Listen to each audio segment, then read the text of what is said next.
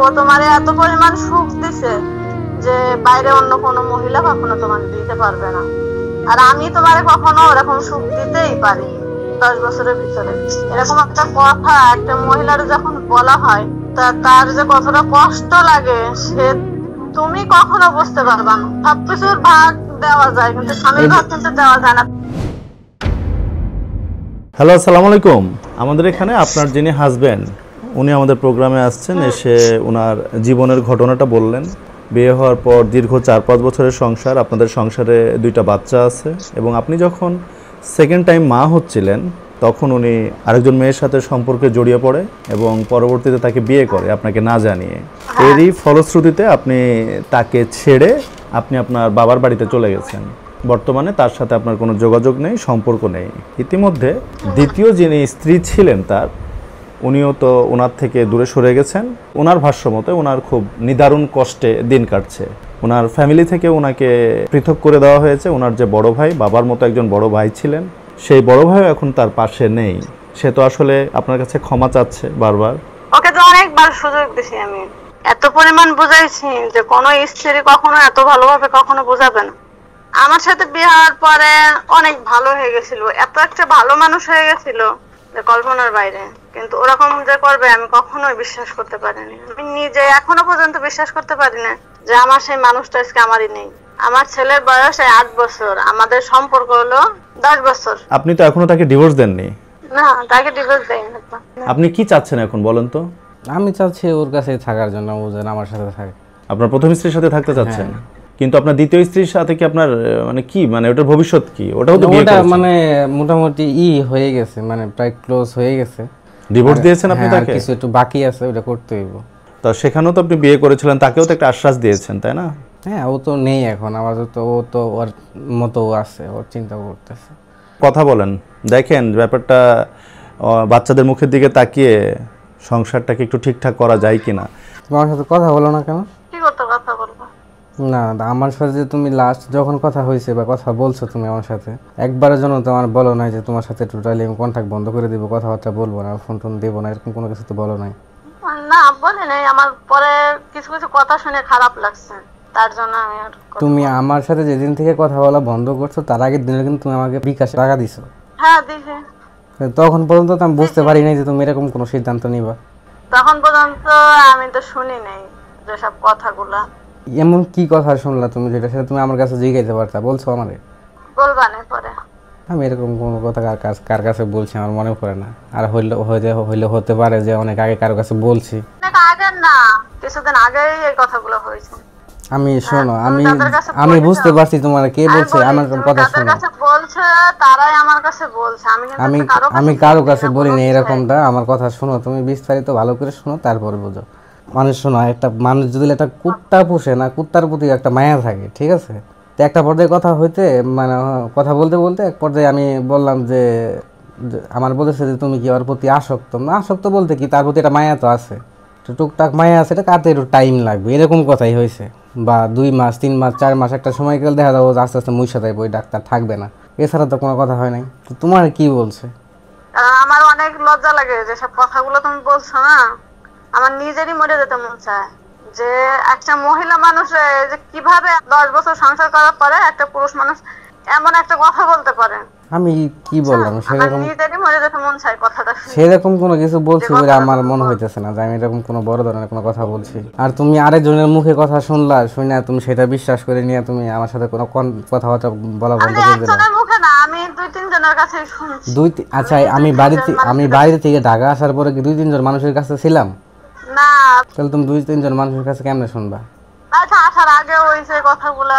তুমি তো আমার বলতে পারতা, তুমি আমার তো ফোন দিয়ে বলতে পারতা। আমার ফোনতে জিগাইবা না, জিগাইতে পারতা না? তখন তুমি কি করতে চাও? আমি কি করব বলো? এমন একটা পরিস্থিতির ভিতরে আমি দাঁড়াই রয়েছি, আমি নিজেই জানি না যে আমি কি করব। তুমি তার ভুলতে পারবা না, তারে ছাড়তে পারবা না। সে ফিরে আসলে আবার তুমি তার কাছে চলে যাবা, সেরকম একটা মনের ভিতরে আশা নিয়েই তুমি রয়েছো। তাহলে আমি কি আশায় থাকবো? আর আমি কেন তোমাদের মধ্যে বারবার বাধা সৃষ্টি হব না? তো এই জন্যই তো আমি ফিরে চলে এসেছি। আচ্ছা, এত বড় মানে বুজুর্গ লোকটা কে যে আমার মনের কথা বলতে পারে? মনের কথা না, তুমি তাদের কাছে বলছো। না আমি এরকম কোনো কথা বলি নাই তাদের সাথে, শুধু এই ধরনের বোঝা যায় আমার ভাবে কি বোঝা তার যায়। কাছে ফিরে যাবা, তারে যখন বুঝতে পারবা না, তারে ছাড়তে পারবা না, তার মানে তো কথা তো এটাই। আমার কথা শোনো, একটা কথা বলি, যে আমার পরিস্থিতি এখন এরকম হয়ে গেছে যে আমি সত্যি কথা বললেও মানুষ মনে করে মিথ্যা কথা বলতেছে। সেটা হবে, পরিস্থিতিটা তুমি করেছো এরকম। হ্যাঁ একটা সময় সেটা তো আমি স্বীকার করতেছি যে আমার জন্য হয়েছে মানব সৃষ্টি দুর্যোগ, কি দুর্যোগটা আমি নিজে টাইনে আনছি, আমি নিজে তৈরি করছি। তোমার তো আমি বহুত বোঝাইছি যে দেখো একটা এমন একটা দিন আসবে, দেখবা তোমার পাশে কেউ থাকবে না। তুমি বলো যে আমি এই কথাগুলো তোমার বলিনি, বলেছিলাম যে এমন একটা দিন আসবে দেখবে তোমার পাশে কারো পাবা না, একা হয়ে যাবা তুমি একদম। এখন তো তাই, আমার তো কেউ নেই, থাকবে না, তোমার কেউ নেই। মাঝে মাঝে তো আমি ভাবি যে আমি নিজেও আমার নিজের নাই। মাঝখানে তোমার আমি বললাম যে তুমি 3-4 মাস কাজ করো, দেখেন আব্বারও রাগটা সব কমে যাবে না, মিটে যাবে না। তাও তুমি সেগুলোরও কোনো কিছু করলে না, তার ভেতরে তুমি এইসব কথাগুলো মানুষের কাছে বলে বেড়াইছো। তাই আমি আমার ওইসব কথাগুলো শুনে আর কথা নিজেই বলতে মন চায় না, তাই আমি আর ফোন রিসিভ করিনি। তুমি এমন একটা কথা বলেছ, আমার অনেক কষ্ট লেগেছে। আচ্ছা তুমি যে শুনলা, অন্য একটা লোকের কাছে শুনলা এই বিষয়টা যে আমি এই কথাটা বলছি, তুমি কি আমার জিজ্ঞাসা পারতা না? আমার কাছে তুমি জিজ্ঞাসা পারতা না যে তুমি কি এরকম কথা বলছো? দেখো তুমি যে কথাটা বলেছ, তুমি কিন্তু যা কিছু করছো আমি সব দেখছি। আমি কিন্তু এমন কোনো কিছু নাই যে আমি দেখি না। অনেক অনেক কষ্ট, অনেক অনেক ছবি দেখেছি, অনেক অনেক কিছু দেখেছি, তারপরে আমার এত কষ্ট লাগে নাই যে আমার কথাটা শুনে এত কষ্ট লাগছে। ওর মতো সুখ তোমার এই দুনিয়ায় কেউ দিতে পারবে না, আমি কখনো দিতেই পারিনি। আর আমার সাথে এমন কোনো ভালো স্মৃতি নেই যে তাই আঁকড়ে ধরে তুমি থাকবা আমার সাথে। এটা হচ্ছে ভুল ওর কথা। সাথে ভালো স্মৃতি রয়েছে, তারপরে ও তোমারে এত পরিমাণ সুখ দিছে যে বাইরে অন্য কোনো মহিলা কখনো তোমার দিতে পারবে না। আর আমি তোমারে কখনো ওরকম সুখ দিতেই পারিনি 10 বছরের ভিতরে। এরকম একটা কথা একটা মহিলার যখন বলা হয়, তার যে কতটা কষ্ট লাগে সে তুমি কখনো বুঝতে পারবা না। বুঝতে সবকিছুর ভাগ দেওয়া যায় কিন্তু স্বামীর ভাগ কিন্তু দেওয়া যায় না। তারপরে তুমি এই কথাটা কিন্তু একবার মানে আমি এত রাগারাগি করেছি, সবার অযথা খারাপ লাগবে। বলতেছো যে এই যে কথাগুলো বললাম না, এগুলো কথা কিন্তু আমার মুখ দিয়ে বের হয় নাই। সেটা আমি বলতে পারবো না, সেটা আমার তো বলিস। আচ্ছা তোমার যে লোক এই কথাগুলো বলছে তাদের সাথে কি আমার এরকম সম্পর্ক যে এই ধরনের কথাবার্তা হয় তাদের সাথে?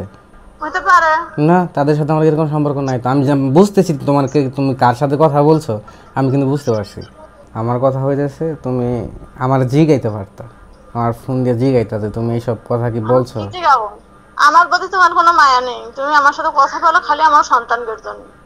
আমার সাথে কথা বলার সময় তারা যে চিল্লাপাল্লা করে এটা শুনলে তোমার অনেক শান্তি লাগে, তার জন্য তুমি আমার সাথে কথা বলো। আমার সাথে তো তোমার কথা বলার এমনি কোনো কারণ নেই, তুমি কথা বলো খালি ওই কারণে। তাহলে আমি কেন কথা বলবো? তুমি তাদের আমার কাছ থেকে কেড়ে নিতে চাচ্ছ। আমার জীবনে আমার বেঁচে থাকার কারণই আমার এই দুটো সন্তান, তাদেরই তুমি কেড়ে নিতে চাও, তাহলে আমি কিভাবে তোমার সাথে কথা বলবো? আমি এই যে এটা কথা বললা ফাউল কথা। আমি যদি কায়রা নেওয়ার হইতো, তুমি যখন আমার বাড়িতে ছিলে আমি তোমার পারতাম নাম রেখে দিতে, পারতাম কি না? তখন তো তুমি রাখলেও পারতা না, কারণ তখন আমার পোলাপান আমার ছাড়া থাকে না, তুমি খুব ভালো রকম জানো। আমি যে ওদেরকে আমি আমি আমি আমার শোনো, আমার ওরে যদি আমি কায়রা নিয়ে আসি তোমার কাছ থেকে, তোমার ছাড়া তোরা থাকতে পারবে না আমি জানি না, আর আমি এরকম কথা বলবো? পরে নিয়ে যাবা, বড় হবে যখন আমাদের সাথে থাকতে পারবে। তোমার যাতে না ভুলে সেই জন্য তুমি ওর সাথে কথা বলো যে না আমাদের বাবা আছে, আমাদের বাবা আমাদের খোঁজ নাই, এরকম কোনো কিছু যাতে ওর মাথায় থাকে, এরকম একটা আশা নিয়ে তুমি আমার সাথে কথা বলো। কিন্তু আমার ওই সন্তান দুটো ছাড়া আমার দুনিয়ার পরে কেউ নেই আমি মনে করি। হয়তো তারাও একদিন আমার দেখবে না, তারপরে ওরা ছাড়া আমার কেউ নেই। আমার বেঁচে থাকার কারণই আমার ওই দুটো সন্তান। তুমি আমার থেকে সরে গেছো, তাতে আমি অনেক কষ্ট লেগেছে, আমার কষ্টও হয়। তারপরেও আমার সন্তান দুটো আমার কাছে আছে, এটাই আমি অনেক শান্তি। আমি খাই না খাই, তারপরে আমার সন্তান দুটো আমার কাছে থাকে, এটাই আমি অনেক খুশি। তুমি তাগিরে আমার কাছ থেকে কেড়ে নিতে চাচ্ছ, তাহলে আমি কিভাবে তোমার সাথে কথা বলবো বাবা? এটা ভুল কথা, এরকম কোনো সিদ্ধান্ত আমি নেইনি। আমি তো চাই না যে আমার সন্তানদের মাথার উপর থেকে তার বাপের হাতটা উঠে যাবে। যার বাবা নেই তারপরে এই দুনিয়ায় কেউ দাম দেয় না, বুঝতে পেরেছেন? যার মাথার উপর বাপ থাকে না। আমি যখন এইসব কথাগুলো শুনেছি আমার অনেক কষ্ট লেগেছে যে আমি একটা মহিলা যার সাথে সম্পর্ক আমার 10 বছরের, তারে নাকি আমি কখনো সুখই দিতে পারলাম না। তার সাথে আমার সারাক্ষণ কালি ঝগড়াঝাটি মারামারি ছাড়া আর কোনো কিছুই নেই। তার সাথে আমার ভালো কোনো স্মৃতি নেই। আমার সাথে মারামারি ছাড়া আর কিছুই হয়নি।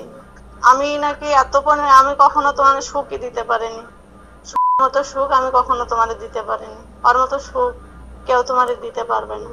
তো সেখানে আমি তোমার আর কি বলবো বলো? এরকম কথা যদি কোনো মহিলা শুনে, তো কেউ কখনো কারোর সাথে কথা বলতে চাবে না।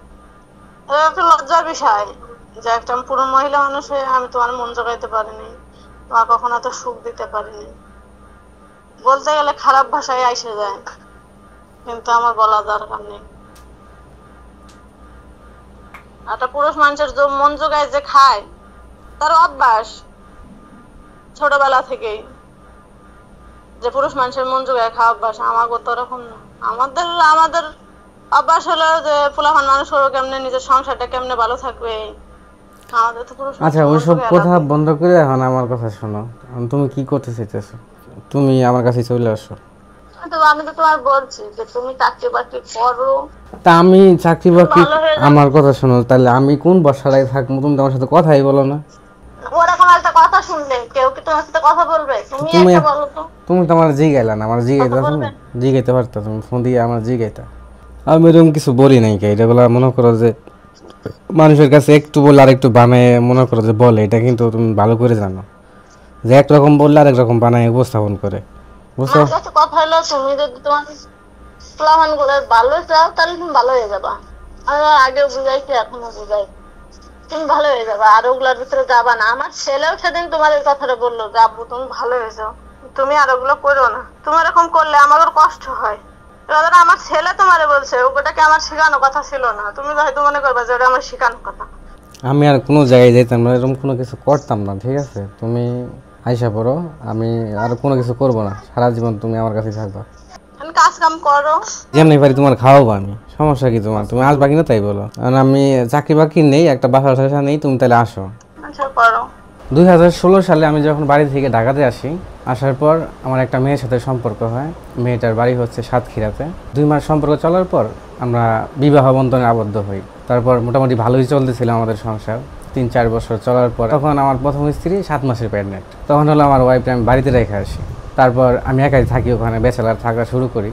ওখানে একা একা যখন থাকতেছিলাম, ফোনের যে আমার যে জিমেইল অ্যাকাউন্ট যেটা, সেটা আমার ওয়াইফের ফোনে লগ ইন করা ছিল। মানে আমি যা কিছুই করতাম, কোথায় কথা বলতেছি, কি হইতেছে না হইতেছে, কি আমাকে নোক করতেছে, সব কিছু ও দেখতো ওখান থেকে। মাঝে মধ্যে চেক করতো, আমি ওরটা চেক করতাম। হুট করে মাঝখানে এর ভিতরে একটা মেয়ের সাথে সম্পর্ক হয়ে যায়।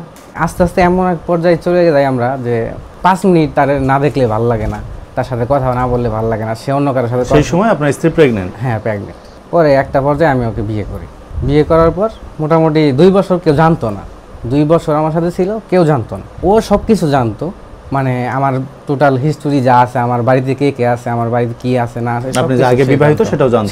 আপনার স্ত্রী প্রেগন্যান্ট সেটাও জানতো। আচ্ছা, আমি বাড়িতে যাইতাম, ও আমার বলতো। আমি যে কদিন বাড়িতে থাকতাম ওই কদিন আমার ফোন দিত না। আচ্ছা, কিন্তু প্রথম স্ত্রীর কাছে সবকিছু গোপন করেছে? হ্যাঁ, ও কিছু জানতো না, আমার আব্বা আম্মা বা আমার ফ্যামিলি কেউ জানতো না। তো একদিন আমরা ঘুরতে গেলাম, দ্বিতীয় স্ত্রী নিয়ে আমি ঘুরতে গেলে ওখানে ছবি উঠাই, এগুলা মানে আমার জিমেইলে সেভ হয়ে যাওয়ার পর আমার প্রথম স্ত্রী এগুলো দেখতে পায় আর কি। তারপর আস্তে আস্তে ও জানতে পারে বিষয়গুলো। ওখান থেকে জানাজানি হওয়ার পরে আমি ওখান থেকে এক পর্যায়ে চলে যাই বাড়িতে, যেহেতু সব কিছু জানাজানি হয়ে গেছে আর তোমার সাথেও আমার সেরকম কোনো না, আমি মানে ওকে না বলে চলে যাই। দ্বিতীয় স্ত্রীকে আর কিছু না বলে আপনি চলে যান? আমি চলে যাই, গ্রামের বাড়ি চলে যান প্রথম স্ত্রীর কাছে? হ্যাঁ, বাড়িতে চলে যাওয়ার পর তারপরের দিনই আমার ছোট বউ, যে পরের যে বউটা ছিল, উনি হলো আমার বাড়িতে যে উঠছে আর কি, খুঁজতে খুঁজতে আর কি বাড়িতে চলে গেছে। বড় বউ যে, ও মানে বিষয়টা মানতে পারতেছিল না, ওর কাছে খারাপ লাগতেছিল বিষয়টা। ও মানে তখন চিল্লাপালা করতেছিল, আশপাশের লোকজন মোটামুটি ভালোই এক জায়গায় হয়ে গেছে। হয়ে গেলে এক পর্যায়ে আমি মানে তখন বাড়ি থেকে বের হয়ে যাই, যে এখানে আসলেও টিকা আমার জন্য কঠিন হয়ে যাচ্ছে। বের হয়ে গেলে আমি ওর সাথে কোনো কন্ট্যাক্ট করতেছি না। আমার ছোটো বউ যে, ওর ফোন দিলে আমি আর ধরতেছি না বা ওর ফোন রিসিভ করতেছি না। তা আমি আবার ঢাকা চলে আসি। ওই মুহূর্তে আমার বড় বউ যে ছিল, মেয়ে তখন হয়ে গেছে, 2টা ছেলে মেয়ে নিয়ে ও তখন চলে গেল ওর বাবার বাড়ি চলে গেলো। তো ওর সাথে আমার সাথে আর কন্ট্যাক্ট, মানে আমার সাথে আর কথা বলতেছে না। কারণ আমার একজন বড় ভাই আছে, মানে আমার বড় ভাই হচ্ছে আপনার, আমার বাবাই আমার জন্য যা কিছু না করছে তার চেয়ে বেশি কিছু আমার বড় ভাই করছে আমার জন্য। কিন্তু আমার এত কিছু আমার লাইফে ঘুরে যাওয়ার পর থেকে, মানে উনি আর আমার এক কথায় উনি আমার কোনো পরিচয় দিয়েছে না, যে আমার যেটা ছোটো ভাই আছে এরকম কোনো পরিচয় দেয় না। এই ঘটনার পরে আসলে এইসবের জন্য তো আমি নিজে দায়ী, তার উপর আমার কোনো অভিযোগ নেই। এখন এক পর্যায়ে আসছি আমি, এখন দেখা যায় ওই দিকেও কোনো যোগাযোগ নেই। আবার বাড়িতেও যাইতে পারতেছি না, আপনার বাচ্চাদের সাথেও আপনার কোনো যোগাযোগ কারোর নেই? সাথে কোনো কথা নেই। আর আপনার ছোট বউ, আপনার দ্বিতীয় স্ত্রী? তার মতো আছে, ওর সাথে যোগাযোগ নেই আমার। এমন একটা পরিস্থিতি আমার মানে ফেস করতেছি আমি এখন বর্তমানে, নিজে বিধ্বস্ত হয়ে গেছি। আমি না পারতেছি কিছু করতে, নিজে চলতে, না পারতেছি কারো কাছে যাই দাঁড়াইতে, মানে কিচ্ছু করতে পারতেছি না আমি। এখন আমি আবার চেষ্টা করলাম যে আমার বড় বউ যে আছে ওর সাথে একটু কন্ট্যাক্ট করবো বা ওর সাথে একটু যোগাযোগ করা যায় কিনা, ট্রাই করলাম, অনেকবার চেষ্টা করছি কথা বলার জন্য, কিন্তু আমার কোনো কথাই সে মানে সাড়া দিচ্ছে না বা কথাবার্তা বলতেছে না। কী করবো বুঝতে পারতেছি না আমি, মানে এতটা অসহায় হয়ে গেছি এখন, আমার পাশে দাঁড়ানোর মতো কেউ নেই, বা আমি যে কিছু একটা করবো এরকম পরিস্থিতি আমার নেই। এখন এই পরিস্থিতিতে আমি কী করবো আমি কিছু বুঝতে পারতেছি না। আপনার স্বামীকে আমাদের স্টুডিওর পক্ষ থেকে অনুরোধ করব, অতীতে যা করেছেন, যা ভুল করেছেন, যা কিছুই করেছেন, সেখান থেকে সংশোধন হয়ে, দুটো বাচ্চা আছে আপনাদের, নতুন করে আপনি আবার শুরু করবেন। বাকি জীবন আপনারা ভালো থাকেন, আপনাদের পরিবারের সবাইকে নিয়ে আপনারা ভালো থাকেন, এই শুভকামনা জানাই। আসসালামু আলাইকুম।